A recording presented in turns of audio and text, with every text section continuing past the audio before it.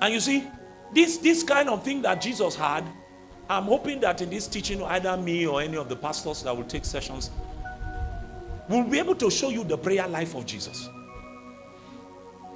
And when you see the way Jesus prayed, if you see the kind of priority he gave to prayer, imagine after having such a successful crusade where you fed thousands of people, then you tell your disciples, get into a boat and go, leave me to clear the table.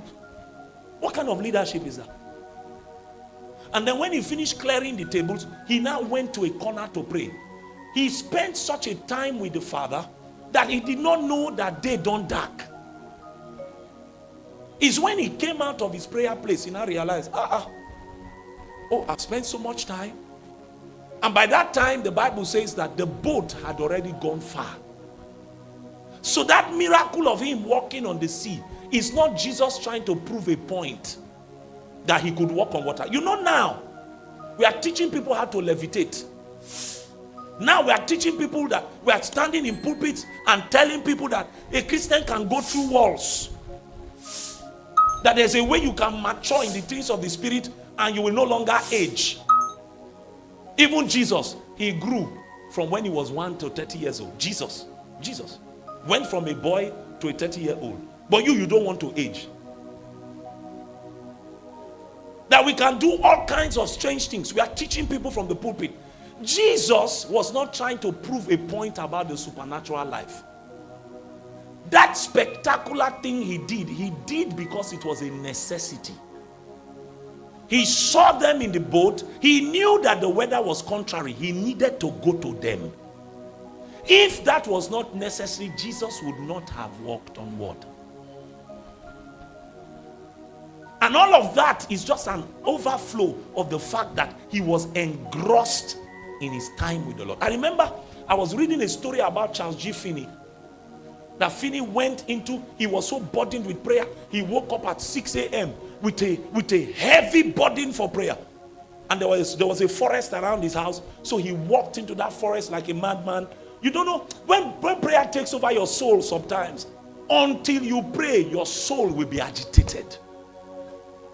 The only release, the only ease you will feel is when you open your mouth and begin to pray in tongues. That's when your spirit, your soul will find ventilation. Prayer can become an affliction. It will be like a burden on your heart, like a yoke on your throat, that until you yield, nothing else will make sense. You will be talking anyhow. Your brain will not be working until you go to be alone with the Lord. So Finney went into the forest, and then he says in his book that by the time he came out, it was already 10 p.m. in the night, and he felt that he had prayed but for a few hours. From 6 a.m. to 10 p.m. in the night, he felt that it was just for a few hours. He did not believe when he came out and he saw everywhere dark.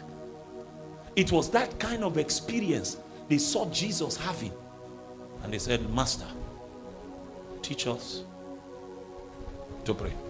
So the third thing is, once you have desire, the third thing about prayer is that prayer can be taught. Prayer and accurate praying can be taught. So it's on the basis of that we are trying to bring this perspective, because there are many things we talk about in the Christian space, and then by the time you begin to have one-on-one engagements with people, you now find out that they don't really know what they are saying. What is an altar? What is a prayer altar? Why is a prayer altar necessary? Before you start talking about how to build one, you should at least know what it is. You should at least know what it is.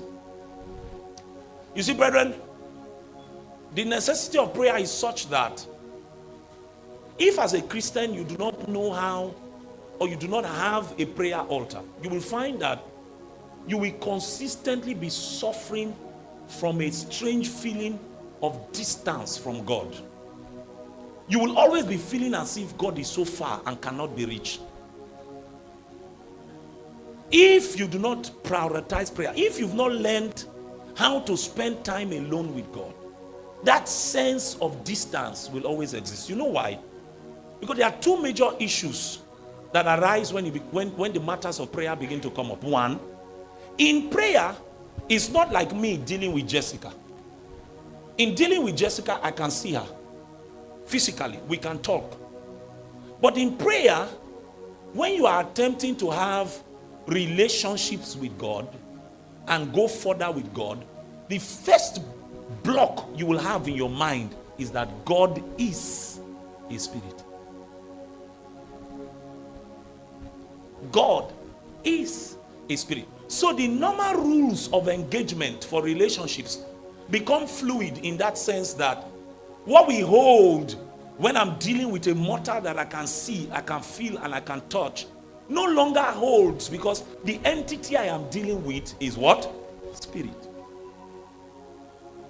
So the next thing becomes, how do I deal with a spirit? That is why the altar becomes necessary.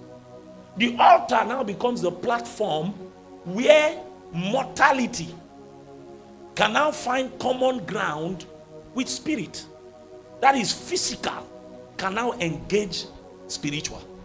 That is humanity can now find divinity. That's what the altar is. The altar is what provides that common platform for that kind of intercourse to happen. Is the prayer altar that provides the leverage for you to invite the Spirit of God to come and engage your own spirit. This is why even though Jesus was God, he still needed to withdraw himself at certain times, go to a place where he could be alone with the Father, and create an atmosphere where God could invade his space. Now, if you were around when we were dealing with the instruments of redemption, I said to you that God designed this realm in such a way that even himself cannot invade without the partnership of a man. It's not possible. So what the altar does is that it provides license for God. License for God. That's what the altar does.